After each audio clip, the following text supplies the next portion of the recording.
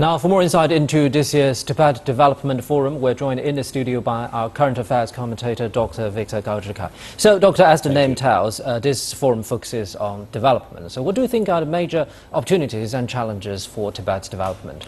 Well, over the past several decades, Tibet has achieved a profound transformation of its economy, and by now I think the Tibetan living standards have significantly been improved and infrastructure has rolled out in a very splendid way. I would say compared with neighboring countries, China's Tibet region has already achieved a very high level of infrastructure build out, schools and hospitals and other public facilities, etc. Solar energy is very popular in Tibet, and by this I think it's an indication of the tremendous amount of capital investment into Tibet, and not only by people and the government entities in Tibet itself, but for all other parts of China. There is a system for different provinces and regions and cities in China to team up with counties, prefectures in Tibet, so that the benefits of other parts of China which have gained a more high level of development can be shared with the Tibetan brothers and sisters in Tibet. So I would say in terms of the economic development, in terms of the quality of the infrastructure, the track record in Tibet speaks for itself, and it is known internationally. What is missing, I think, or what is more important, is what President Xi Jinping and the Chinese government have been calling for.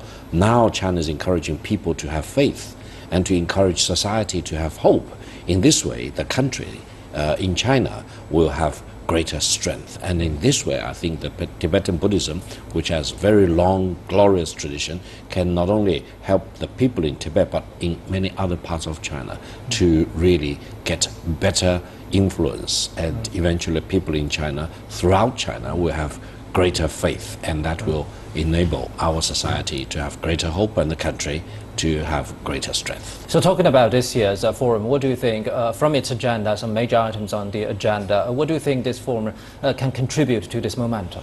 I think the delegates to the forum have been talking about different ways of promoting development in Tibet. Some of the international visitors and the participants of the forum even suggested new ways of engaging with, for example, Nepal or India, for example, so that corridors of transportation can be set up, linking other parts of China through Tibet into Nepal and into other parts of India. And in this way, I think Tibet will no longer be the barrier in between the rest of China and the Indian subcontinent. It can become a major hub of transportation, linking the other part of China with the Indian subcontinents. And I think we need this kind of smart ideas, new ideas, and also ideas from international visitors, as well as people, government officials, academics, and entrepreneurs from other parts of China, in addition to the people who live and work in Tibet. By this kind of bundling of ideas,